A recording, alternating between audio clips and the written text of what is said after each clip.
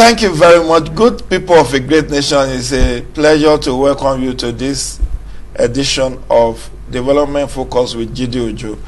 I have a guest with me here who will be talking with us on issues around development, governance, particularly in the extractive sector, the oil and gas sector. It's no other than Dr. Dauda Garuba. Is a development consultant in the area of governance, security, and extractive industry, as well as development. You are welcome to the show. Thanks for having me, JJ. Okay. Happy New Year, if it's still in order. Yes, very much in order. Thank God that we were able to make it into 2021. That is it. Okay. Let's start with this. What's your assessment of the oil and gas situation in Nigeria? That's a big one. We want to move from general to particular. Yeah, since I don't know where to start that from, but you had a country who was at least dating back to 1958, who discovered its oil and gas, and over time had experienced quite a lot of good development, if you like, if you call it progress, and also has its own ups or the low moments, if you want to also say that. But again, the key issue has been that over the years, the country has gravitated towards being almost a monocultural economy, and that has its own impact in terms of the survival and destiny of the country. I say that because we are a country that had to be seen living buoyantly when the price or prices are good, and also when the prices are decline. We also have our own negative impact. And I think that is where quite a lot of persons have expressed their concern as to how we have progressed over the years, living on one commodity without paying serious attention to the other, especially given the fact that Nigeria is rich in both human, natural, and material resources. So perhaps if we had head on to the diversification, I'm not sure the question would have been exactly the way you framed it. Yeah, but succeeding government, our administration has said, this issue of diversification we talk so much about. They said they have been diversifying. Government will never, previous head of state president will never agree with you that they didn't do anything about agriculture or about expanding the infrastructure or even the sports or tourism and all of that. They keep saying they did their level best, but people will reference the so much quoted speech or phrase from former head of state General Yakubu Gowon, that we have our problem is not money but how to spend it, and people talk about that era being when you have too much money, so much that you never even thought of investing heavily in the other sector. I like that. For me, the issue of diversification is not something you look solely from one perspective. I think that what is required is to hold on to this holistically. If you are projecting or you are planning for a better future, it's expected that those projections and planning should be done in a way that that is holistic. For instance, let me just give you a very simple example. If as an administration I tell you education is a policy priority of my administration, the first thing you do if you are going to be assessing my administration, it's okay, what are the policy priorities you see education? Okay, can I take a look at what your budget for education is? What are the plans and everything you are doing for education? You find it. The same thing applied if I say agriculture is the policy of my administration. The second, you are assessing me, you also come and say, oh, what is the policy, the agricultural policy of this administration? What is the administration doing? Where is the budget line? Where is the budget? Where is the money going into and everything? You on your own be able to assess whether I'm living up to those pronouncements as to whether I'm putting the money where agriculturally our mouth is. You get it? It's the same thing apply to, I cannot claim, for instance, that agriculture is my policy.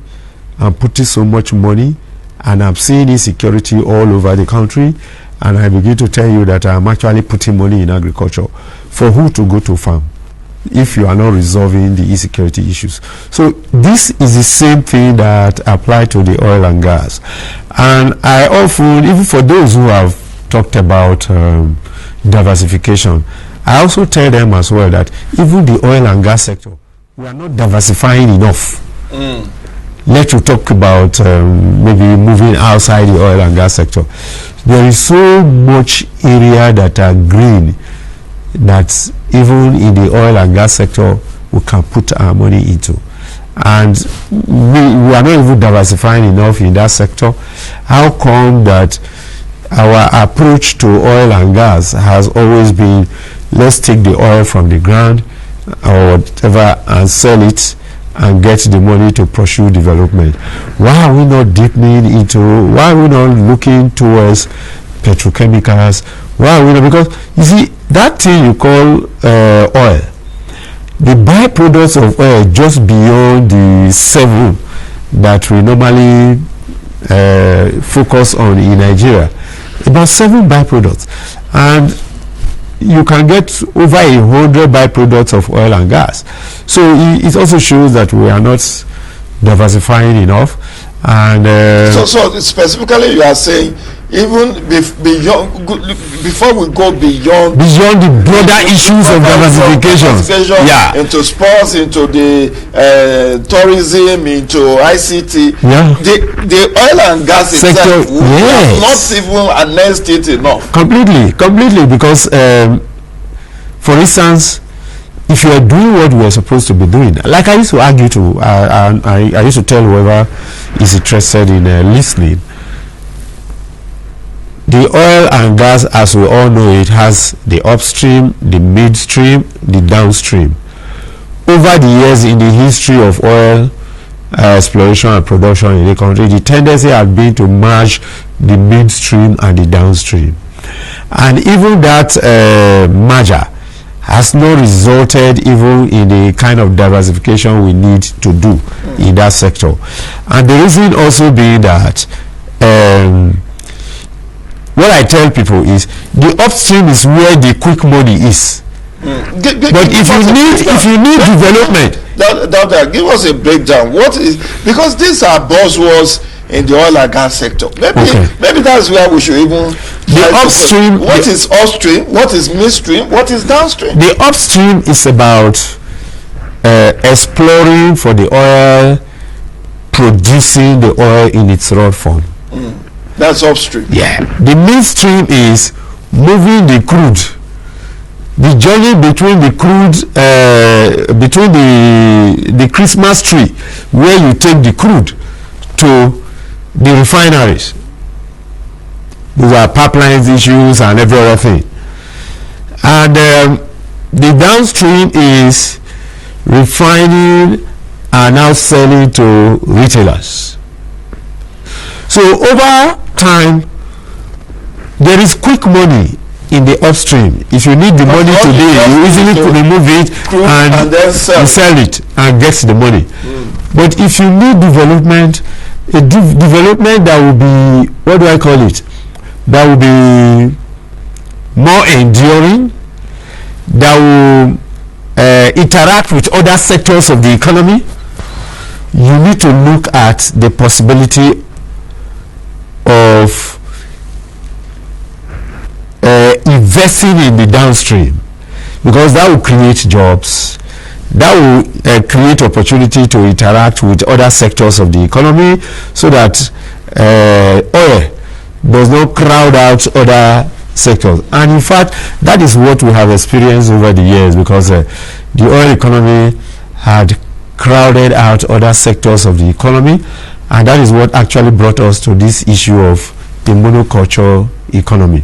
So you need the required patience to invest in that sector, because that is where you are going to even be able to break all the value chains and make the necessary money. So if you export the oil in its raw form, you are not actually taking a good advantage of what you are supposed to be getting from your oil. Thank you. But that brings me to the question of petroleum industry bill. That's one of the longest bill in the National Assembly. What exactly is PIB supposed to do for us? It's like the magic wand, the silver bullet everybody bandies about. Oh, if only we have the PIB, we will have made more money, we will have diversified enough, and all of that. What's your take on PIB and the politics of it and the economy of it? For me, PIB is just like every other a bill that will come to the National Assembly.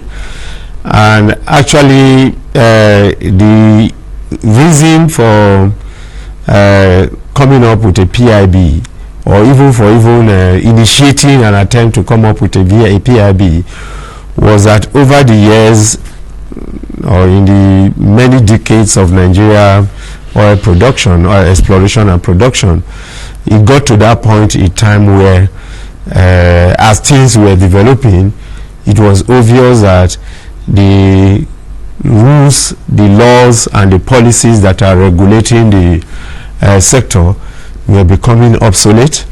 And also, you also realize that what you were investing in oil exploration and production was higher compared to what you were supposed to be gaining in terms of returns.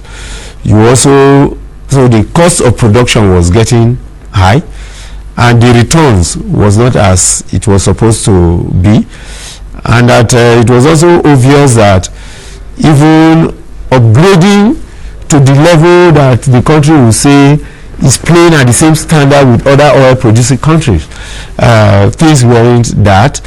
Then professionalism was also a key low point in terms of how you operate it, and it was not what do I call it, in tandem with global oil business.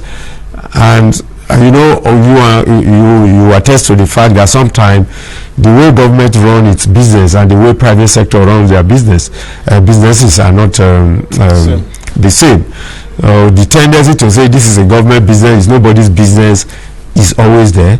And these are some of the things we are experiencing. That is also why in some countries you feel that the government do not ordinarily interfere in the affairs of businesses in the oil and gas sector. I give you an example of Norway. I give you an example of Saudi Arabia, Saudi Aramco, that is actually, and they've even moved a step further now to now say that they are privatizing. So these are the ways, but our own oil and gas sector is run first as a government business, even though we pretend to be running it as a real commercial listen. So at some point people just thought that no, over the years we'll be patching all these laws that are regulating, which of course dates back to 1969. That's all you'll be doing over the years is to be patching the laws and the contracts with MOU. And now it was thought wise to looking at the experiences we've had over the years, can we just investigate and know what is actually wrong with the sector? So the OJIC, oil and gas industry committee, was set up in 2000. That was also that looked at what was wrong with it. And from OJIC 1 we went to OJIC 2, and we then came up with what we call the oil and gas policy, which even was signed onto in 2005, and after then we move on to say, okay, can we now have a law that is going to reform all this process in a sense that will put the sector in the right frame, so that Nigeria can maximize it takes in this sector. So that's what actually gave birth to the first PIB that was sent to the National Assembly around November in 2008, and by 2009 we were there in the National Assembly discussing it, and I can tell you that the attendance was such a very huge one. The hall that was provided for the public hearing was in fact overflew, and I remember the then Senate President David Mark saying that in his 10 years in the National Assembly he has never seen a public hearing that was that attended. And luckily I was also fortunate to be part of some of the development on the side of the civil society, because the civil society also developed a public memorandum under the public ought to pay. I was lucky to be a member of the committee that developed the civil society memorandum and coordinated all that. That didn't go through, you all know the history. And in the wake of the crisis in January 2012 on fuel subsidy removal, we also had the experience. Another bill went to the National Assembly, and I had the opportunity of attending the House of Representatives ad hoc committee. Myself and Dr. Otive Oguzo, who is today the Chief of Staff to the Deputy President, were there in Lagos, made a presentation, especially on the side of host community as well as environmental issues on what can happen, which we also made to them. And today we are here another style, because people say that if you do something using the same approach again and again and you're expecting a different result, there's something must be wrong with you. So they decided to do another approach by breaking it into four. That also did not go through. And now we are talking of the fourth one. Senate presidency passed one out of the four. Yeah. But they never got to pass through the remaining. And even the one they passed, the president did not assent to it. Yeah. What is the politics behind the issue is this? The politics behind it is very simple. There's nothing particularly new about the bill. If you were to look at like every other bill that comes to the National Assembly, but because the country anchors or hangs its life on oil and gas, everybody's eye is on oil and gas, and you know what oil and gas contributes in terms of revenue earnings, in terms of export earnings to the country, in terms of the GDP issue has been like broken down now. It's not even less than 10%. That is okay, but the fact remains that if in the midst of even talking of diversification, you need oil money to do the diversification. So everything we do, we rely so much on oil and gas, and that is why everybody's mind is on it. So in lot of politics, those who are the government, those who are investing in the sector, and other indirect connections that are tied to oil and gas has refused to take our hands from it, as everybody is interested, because in one way or the other is linked to what brings money to other sector, even though it's not completely it crowds out other sections. Other sectors. If we have, as has been promised by the National Assembly and the Executive Branch, that this year 2021 we are going to have the Electoral Act 2021 and then the Petroleum Industry Act. What is your optimism about this? If we have a Petroleum Industry Act, what value addition will it give to Nigeria's economy?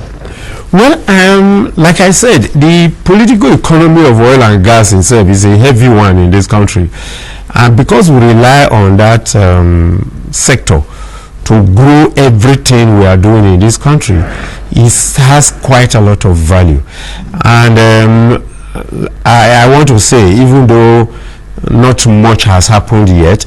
This is the closest time we are having really getting a PIB. I say so because it seems all the stakeholders actually agree that there is the need to do something, and the bulk of what has happened had largely been between the executive and the legislature, and now that there seems to be in agreement that we need this, well, I have quite a lot of hope that we might see some significant development. But the issue is what you've already lost by way of not having a PIB since 2008 is one thing you cannot recover. And also, given the present market's value of the sector itself, I'm talking against the backdrop of the current decline in even all those things. So it's a big one to actually say that the country will be asking for too much, because it's no longer. I remember those 2008, 2009, getting to 2012. In fact, 2012, those were the high moments of the market's price of oil and gas. So you are not going to be asking for something too big now and get it. But the only thing I will possibly advise is that whatever you have now, remember to have certain clauses that, because what you are going to negotiate now is something that will incentivize companies to invest in the sector. So, but remember to have certain clauses that will require that when prices ever go high as we had it before, even though that is people are skeptical about that, you should be able to activate the necessary that clause and be able to recoup what you want to get. Okay. Let me take you back to your earlier comment about the underutilization, under-diversification of the oil sector. It has been said that the non-passage of PIB has robbed us of trillions of dollars that will have accrued to that sector, because it will have opened up that sector to foreign investment, but many of the investors are holding on to their resource. They don't want to invest because of the volatility of that sector. How will you react to that? It is true. As an investor, when you want to put your money in a business, the first thing you ask yourself is, what is the environment like, the policy environment? The next thing is, what is the legal regime or the legal environment? And under the legal environment is also where you talk about the fiscal regimes and all those things. The next thing is, you also be interested in security and several other things. So if it will be foolhardy for you to take your money and go and invest in an environment that is not going to be guaranteeing you much returns. And you know also, in between 2008 and now, if you like, you say between 2000 and now, there had also been what you call several other countries have emerged in the Gulf of Guinea. In the Gulf of Guinea, in fact, some are still emerging that are producing oil, and which makes it impossible for you to, like, okay, the way you used to grandstand, you will not be able to do that. Then at the moment, you are also even experiencing issues of energy transition. So people are no longer talking about the biofuel issue and everything. We are talking of, okay, there is now the green energy, the biofuels, the wind energy, you know, electronic, the solar, you know, all those things. So these are some of the things. But I also, as much as I agree with you on those things, I also want people to always look beyond just the fuel we use for automobiles. That yes, you get to a time where electronic cars will be the if in, but you still go to need some petrochemicals in order to be able to run some things. You're going to need grease, you're not going to and all those things.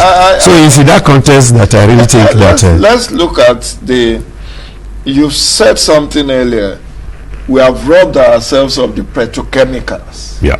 we have not invested in petrochemical. I think there is only LMA, or is it Indorama petrochemical industry in LMA in Rivers. That's the only one we have in country. Whereas we could have, in fact, that should have been an employment generation for hundreds of thousands of Nigeria if we have harnessed that.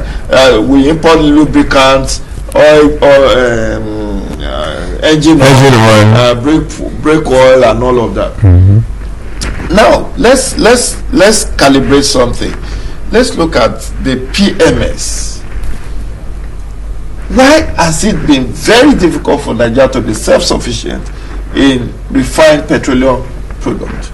Particularly, in fact, yes, across board, PMS, diesel, kerosene, aviation, jet A1, aviation oil, aviation gas, or whatever is used to power the aeroplane.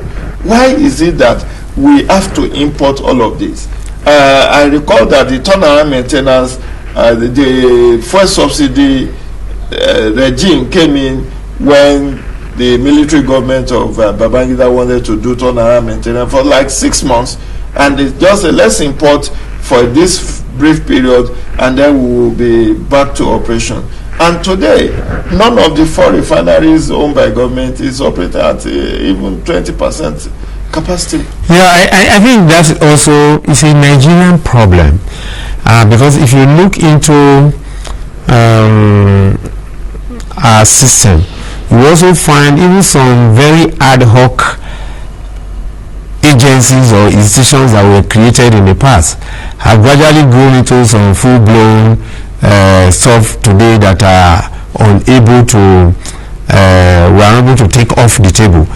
And for me, it's a very simple thing. For a system that was meant to serve for just 6 months to now become an issue today for 30 years more. Yeah, for over 30 years. It's also because it has created a political economy of its own for certain private hands. And I personally do not see why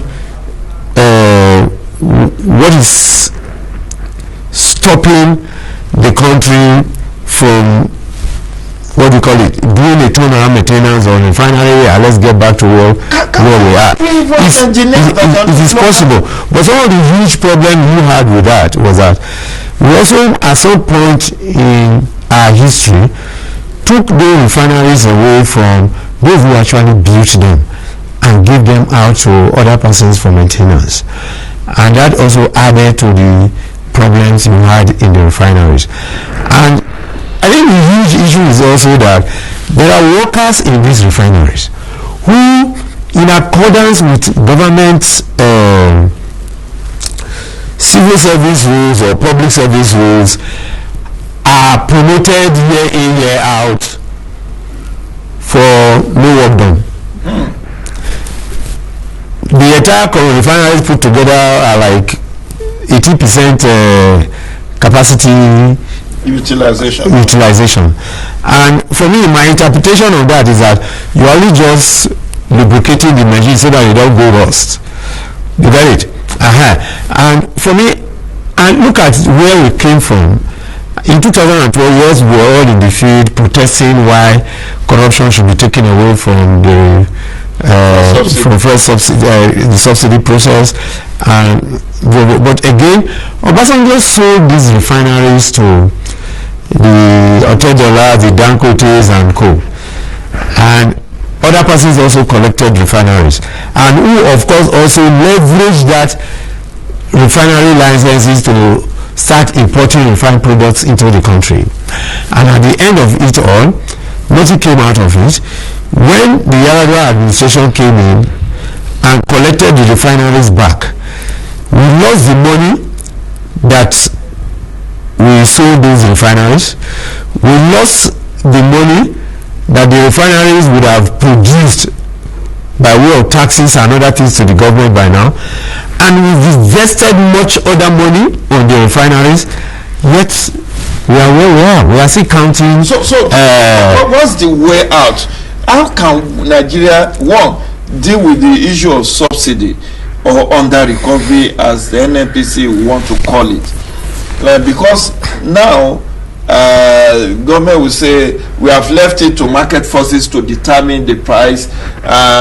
You saw what the reaction of Nigeria Labour was to the recent increase to 180 or thereabout, and then the government coming back to reduce it by 5 naira. And I ask myself, in a deregulated economy, should government be involved in price fixing? And how do we put a cap on subsidy and become self-sufficient in refinement of petroleum products? Yeah, I think that, yes, I hear people talk about subsidy withdrawal and all those things, or talking about the regulation. By my little political economy knowledge, I tell people we are not yet there. What we are currently experiencing, as far as I'm concerned, is not full deregulation. What I think we are going through, this is a guided deregulation. Exactly. It's a guided deregulation because at the moment it's only the NNPC that is importing products in the country. And what that then means also is that if we wanted to run what that then means is that whatever we are getting is price fixing. And so if we wanted to run a full deregulation, the gate should be thrown open and let whoever wants to invest in this field go outside, bring the product into the country, sell as you want to have it. Let the government only regulate the environment and all those things. That is the only way you will. So in that way, I'll be able to see somebody who is selling at 160, somebody selling at 140, somebody selling at 155, and all those things. So there won't be uniform price across the way to also go about that is that before refinery should possibly be sold. For me at the moment, they are a what do I call it? Liability? A liability to the country. I give you the example of SIR in Cote d'Ivoire. SIR in Cote d'Ivoire was built at the same time with the Port Harcourt refineries around the 1960-62, yeah. Over time, the SIR in Cote d'Ivoire is owned by Angola, Burkina Faso, is it Total, and the Ivorian government. In fact, okay, but the way the stuff has run is that they have debottled the refinery again and again, that the amount of product refined on daily basis is way far ahead what is refined in the Port Harcourt refineries. So if we were doing what we were supposed to do, the Port Harcourt refinery and other 3 refineries could have been conveniently debottled and have their capacity increase and get now. And now what I also in my own self think is there is no reason why every geopolitical zones in this country should not have a refinery. And the only thing is that it's going to require that we invest in the midstream sector, that is pipelines that will crisscross the country and get refineries working all around the country, because that also add to some of the petroleum equalization fund, that some of the subsidy stuff and all those things we talk about in this country. If we have that done, it will help prices to a little bit come to near balance. But again, if we are not importing fuel into this country, even as we talk about the Dangote refineries, and the cost of freight itself is enough to reduce even the product price. So now, the 2 things. We are hoping that Dangote refinery will come on stream 2021. We don't know what time.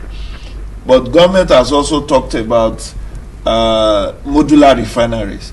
Do you think this is the way out for us to become self-sufficient in local production of petroleum products?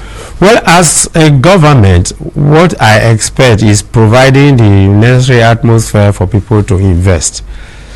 which is also what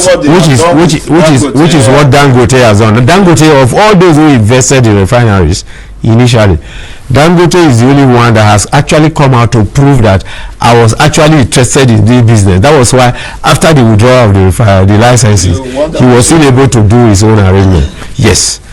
Modular refineries, yes, they are still also very good, but we also need to look at the investment in some of the modular refineries.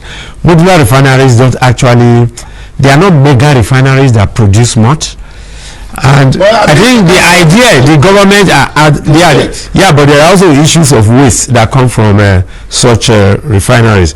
So, but the idea the government has chosen in the latest licenses that were granted, which actually also sits very well with me, is to have them co-located with the mega refineries, so that they can use the pipelines that are bringing crudes to those mega refineries to also service the refineries. At the same time, they can also get the mega refineries to be the off-takers of some of the wastes they will be generating, when we now talk about the other petrochemicals that are supposed to be generated from from such activities. So I find that very necessary. But the question is, what impact would Dangote, if it comes on stream, will that see to the end of Nigeria having to import from abroad? Well, as much as I appreciate what Dangote is doing and how the government is also helping to facilitate that, I also want us to, how do I call it, be wary of the dangers of putting the destiny of a country in the hands of a man. Dangote established his own business. In fact, the very main reason of taking that business to the Lekki Free Trade Zone is that it's a refinery that is meant for whoever wants to buy. So it's open to Nigeria if you have your money.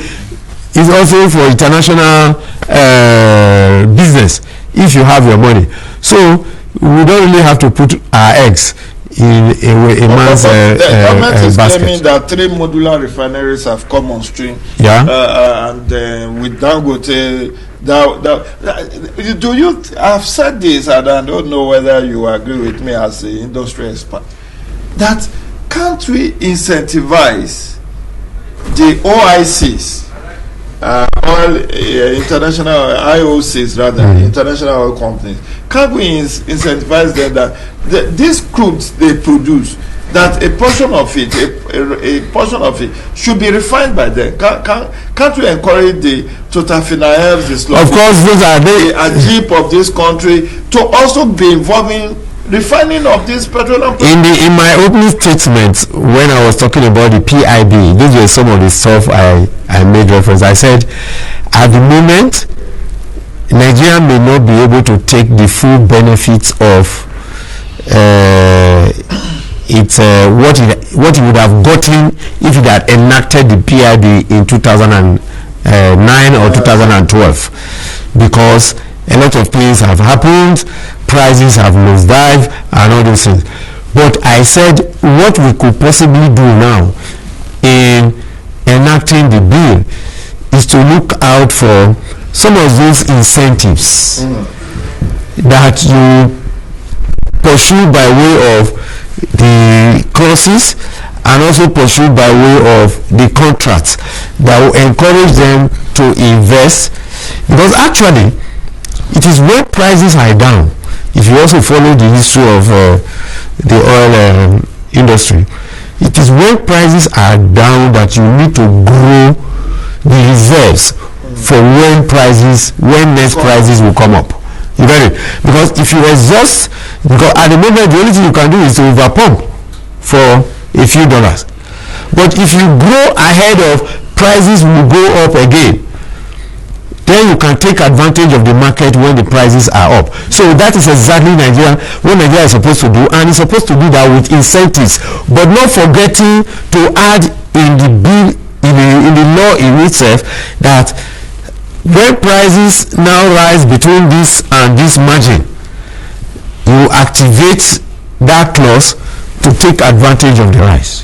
Doc, let me take you on the issue of militancy in the Niger Delta. Yeah. You were talking of midstream having pipelines all over, but we've seen what has happened with much of the pipeline vandalism leading to despoliation of the environment. Now we are talking of Ogoni cleanup. What do you make of all of this? It was because of the militancy that the Yar'Adua administration came up with the amnesty program. As somebody from the Niger Delta region yourself, let's take these three in one question. How successful has the amnesty program been? What have you seen change in terms of even NDDC, Niger Delta Development Commission, was supposed to buffer the state to bring about development. Then you have the amnesty program, you have the NDDC, you have Ministry of Niger Delta. How impactful have these been? People are talking of not seeing sufficient work being done on Ogoni cleanup. Why is this happening? And then the militancy, the vandalism in the Niger Delta. I don't know whether you will be able to pick it. Yeah, quite a complex and portfolio of issues. Yeah. You package in one question, but I think the first thing is, let's appreciate the fact that yes, it is true that there have been issues of vandalism of pipelines in the Niger Delta, but also let's not avert our mind from the fact that some of those pipelines have also outlived their potency.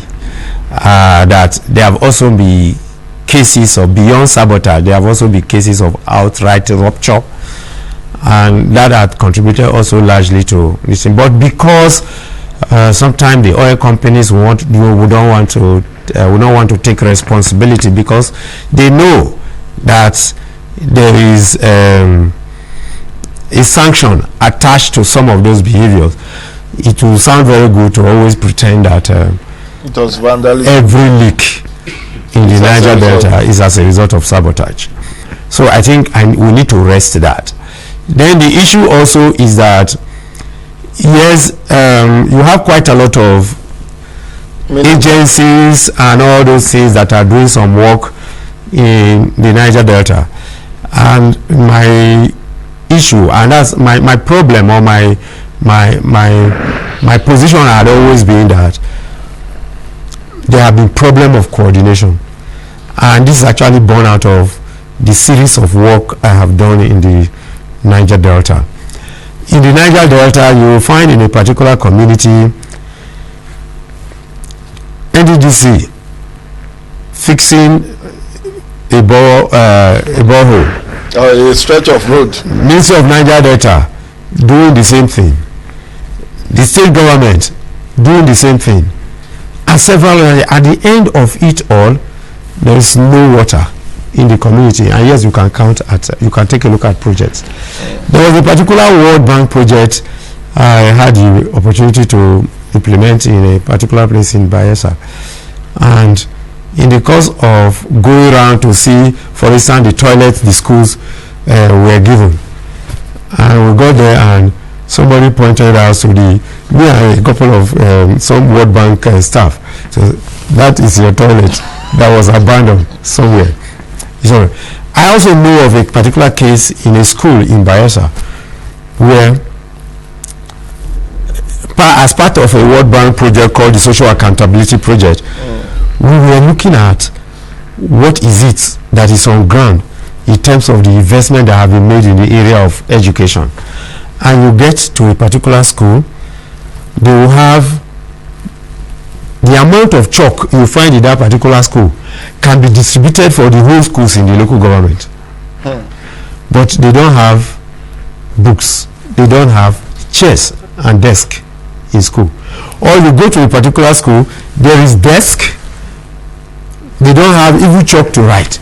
Or you go to a particular school, there is so much chunk of books, but they don't have chalk to write on the board. So prioritizing and coordinating effectively. So at some point, what we recommended, sitting in a meeting with the Commissioner of Finance, the Director of Budgets and everything, was that, why is it not possible even the oil companies, because all of these things are donated by oil companies, by NDDC, by Ministry of Niger Delta Affairs. So at the end was, why don't you sit down, get the state government to coordinate? Okay, now we are planning for budget 2022. Can you please tell us what you intend to finance as part of corporate social responsibility, and where you intend to deploy that, so that on our own we will not be doing the same thing that you people are doing. So that prioritization and coordination is very essential. There's still a very big aspect I want us to. You have not talked about the Ogoni cleanup. What has stalled that? No, yeah, that was where next I was going to be going to, especially with the militancy stuff. In fairness to the Niger Deltans, let's say that under the Buhari administration, there have been quite a lot of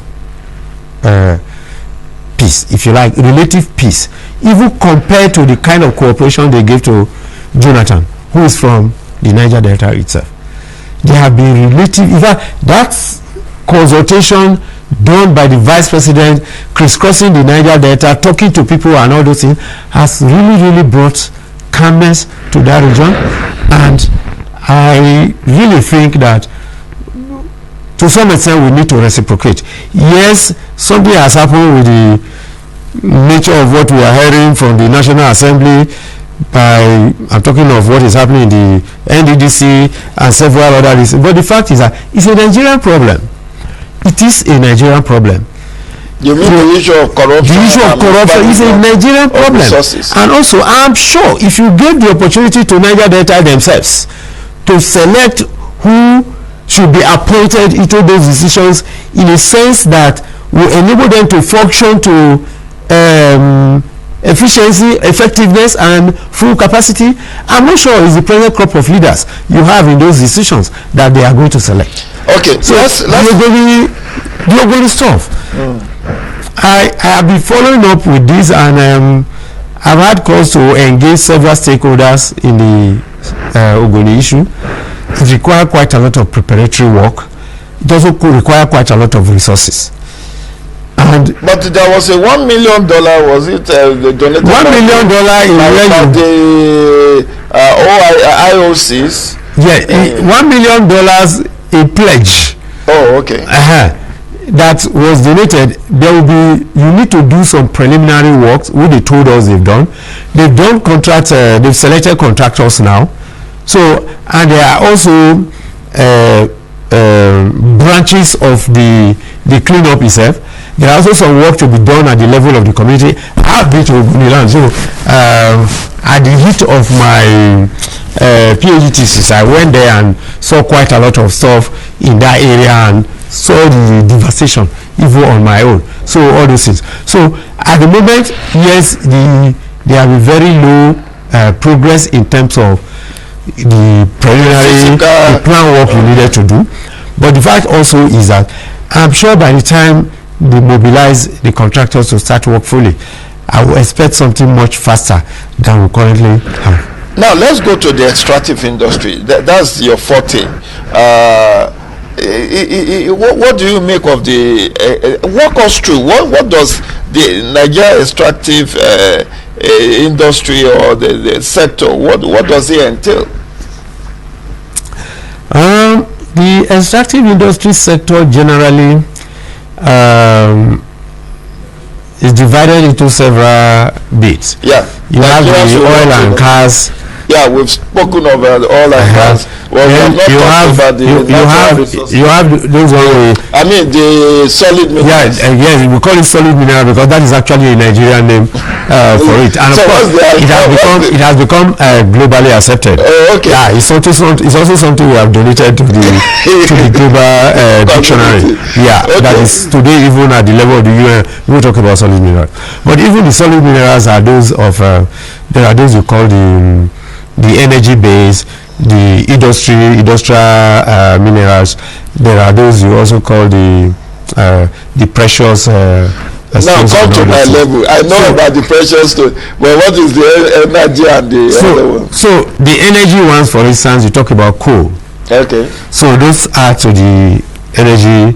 So you talk about uranium. those add to the synergy. Then there are those you call the industrial minerals, like the Ajakuta reserve, where you talk about iron, complex iron. But I think the fact remains that they are solid and they are not liquid. There are like you said, the granites, even the sand that people dredge from river, they also add to all that. And these are also areas that Nigeria has like up to over 34 of these in commercial quantity. But our knack for oil, because we need the quick money, because remember what I said about the upstream and the downstream, because we have a knack for quick money, is why we are focusing oil and other mining, the mining sector. No, they undermining the mining sector. That's a very good one. But now we have problem of artisanal illegal extraction in Samfara, in several other places. People just move to site, dig up the place, extract what they needed, leave the land devastated. It happens even in Plateau State, all over. What's the solution to all of That's this? actually what happens when you don't invest in the right place. You've not put our money where our mouth is. We're comfortable with oil and gas. So the people on their own decided to be doing artisanal mining. But I know that since 1990s there have been effort to reform that sector, and we saw a big progress made under the present administration, and that progress had been to develop what we call a roadmap for the growth and development of that sector. And part of that roadmap is to find a way to formalize the artisanal miners. And for me, my argument had always been, if you formalize them, first you will be able to get them to mine responsibly, because a lot of those who are mining doing that kind of environmental hazards across the country are largely those who are doing that in haste to quickly run away, so that they are not caught by the inspectorates or those who are doing the policing. So but now that effort is working. The formalization is gradually going up at the level of Ministry of Mines and Steel Development. If you do that, even those who are stealing by way of that artisanal mining way, irresponsible mining, they don't even come open to the market to sell. They sell under the tables. So even what they get for all that effort is very little. But if you formalize them, you give them the opportunity to come to the open market and sell their product. They make more money. Nigerian government will be able to well train them on how to mine responsibly. Dr. Garuba, we may still need to bring you back on this program, but before we wrap up, the issue of gas flaring, where are we with it? We have missed so many deadlines about gas flaring to end in 2020. Now we are in 2021. Gas is still being flagged. Yet we need this gas for domestic use, for industrial use, for energy, for lighting. I mean, the thermal stations cannot work without gas. What is the sticky issue with the gas of Nigeria? For me, that has been a huge issue. It has been a huge issue, and I've had the opportunity of reading the current the Nigeria gas policy. Okay. And I think for the first time I've seen a very good direction in terms of what we do about that. And if you need to attend to that, we need to follow that very cleverly. And I also think that beyond just, because for instance, for every company, I think the key issue was that the bulk of what we had was the gas we produce in this country is associated gas.